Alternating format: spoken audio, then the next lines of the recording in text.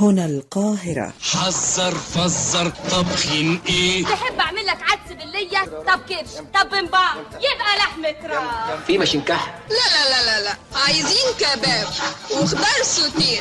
كل أكلة وليها أصل وحكاية. لو كنت أكلة كنت هبقى بط بالفريك، عشان البط بالفريك ما بيحب الشريك. هات لنا انت بس ذكر بط نحطه في نص السفرة. والكل أكلة كمان تركاية.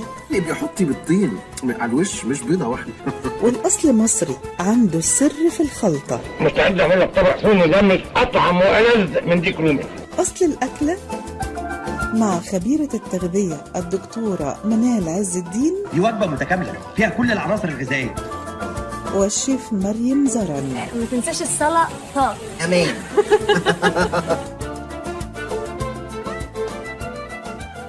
رمضان كريم، رز وعدس وحمص ومكرونة وبصل محمر، من فوق شوية دقة والصلصة.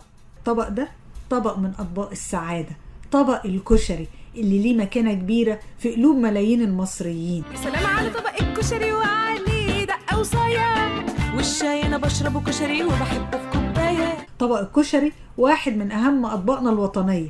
العدس عندنا موجود في مصر من 4800 سنة قبل الميلاد، والحمص من 1100 سنة قبل الميلاد.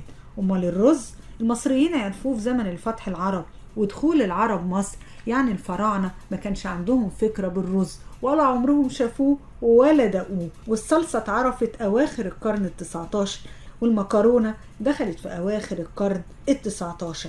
كان في إشاعة زمان بتقول إن الكشري أصله هندي.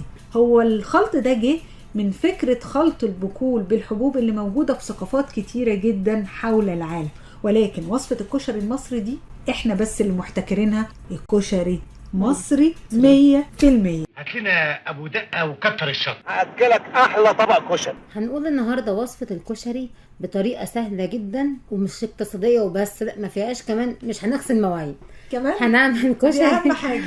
هي كشري الحلة الواحدة. حلوة قوي. هنجيب زيت سخنه على النار في الحلة ونحط عليه، ننزل بكوباية شعرية.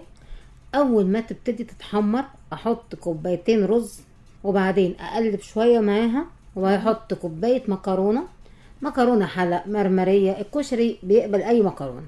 العدس هنكون نقعينه في مية سخنة قبلها بساعة عشان ما ياخدش وقت اثناء الطهي. فبيكون عشان الرز هيستوي معاه، يعني هيستوي كلهم مع بعض في حلة واحدة. تمام.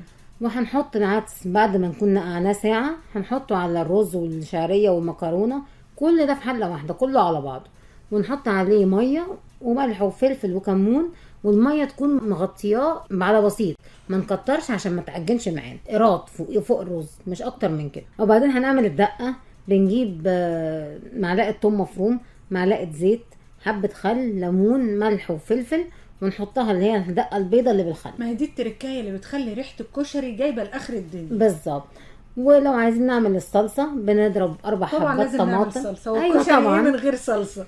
احنا بنضرب 4 حبات طماطم بس. هنعمل معلقة زيت وفص ثوم، ونحط عليه الطماطم، معلقة صلصة صغيرة، ونسيبها تتسبك.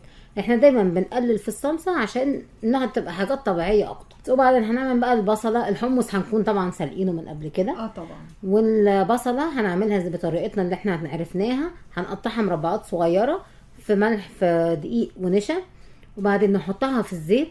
هتبقى لونها ذهبي وكرانشي كده، هتقرمش معانا وهيبقى طعمها حلو جدا. وطبعا بقى الشطه، احنا لو عايزين نعملها شطه بنحط شطه حمراء، معلقتين طماطم، نص معلقه زيت، ملح وفلفل. لذيذ قوي الكشري ده. هات كمان واحد هنا. كتر الشطه. مش قادر.